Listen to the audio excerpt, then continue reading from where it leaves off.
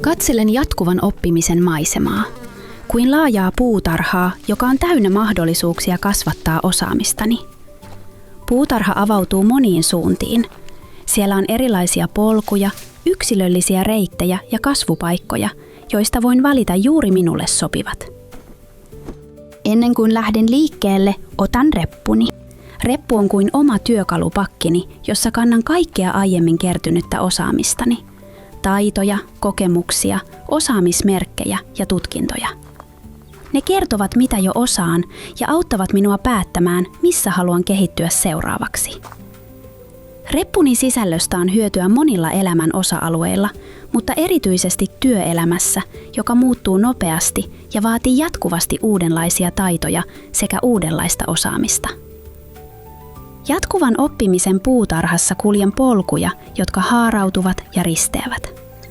Voin valita suoran tien tai rauhallisesti mutkittelevan polun. Voin pysähtyä, jatkaa, vaihtaa suuntaa ja rakentaa tästä matkasta juuri omanlaiseni. Jokainen puu edustaa eri osaamisen alueita. Omenapuissa kypsyy omenoita, jotka kuvastavat pieniä osaamiskokonaisuuksia. Ne ovat siis oppimisen pieniä rakennuspalikoita. Ne täydentävät nopeasti ja joustavasti osaamistani, mutta eivät vaadi kokonaisen tutkinnon suorittamista.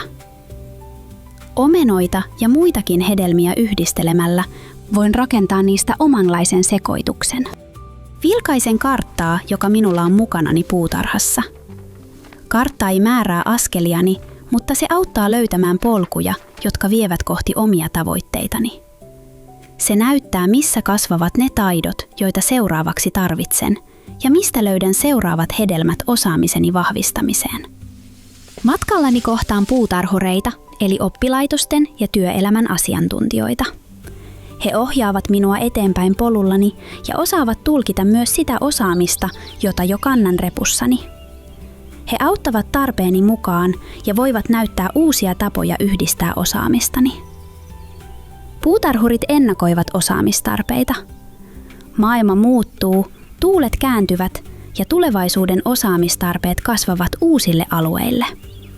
Siksi he istuttavat puutarhaan myös uusia puita, jotta tulevaisuudessakin olisi tarjolla juuri sitä osaamista, jota elämä ja työ vaativat.